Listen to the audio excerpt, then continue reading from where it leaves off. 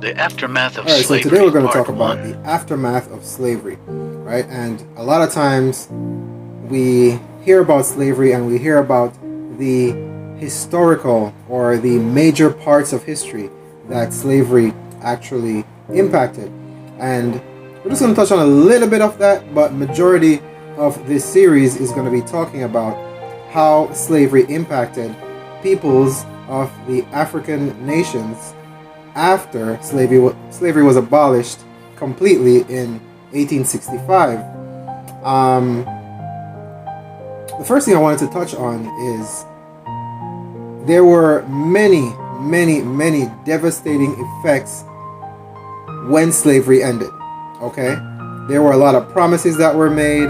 There were a lot of laws that were passed. There were a lot of things that were done that even to this day, many people still do not have a clue about what really happened, what is continuing to go on, and how the history of brown people have been so manipulated and so underhanded that it really didn't matter much even coming up to the 19th, 20th, and 21st century. So, if we're gonna look at the devastating effects of slavery, we got to talk about what really happened at the turn of the century, of the 18th century, the 19th century. What really happened? What was really going on?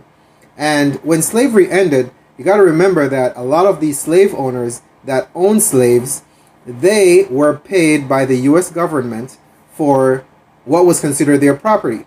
Okay, it's not a matter of these were humans and they didn't have a right to really enslave humans and the human rights issues and things like that.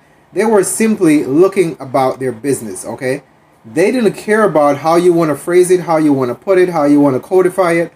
They simply wanted to have their fair share of losing out on what they paid for, because the fact of the matter is, these people who own slaves, they paid for them. It's not like you caught the slaves and you started enslaving them.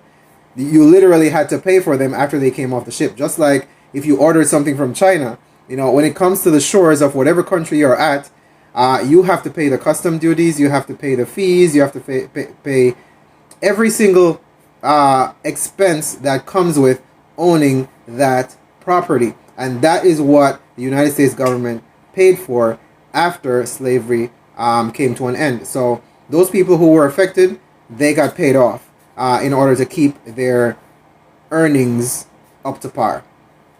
Let's touch on a few things next.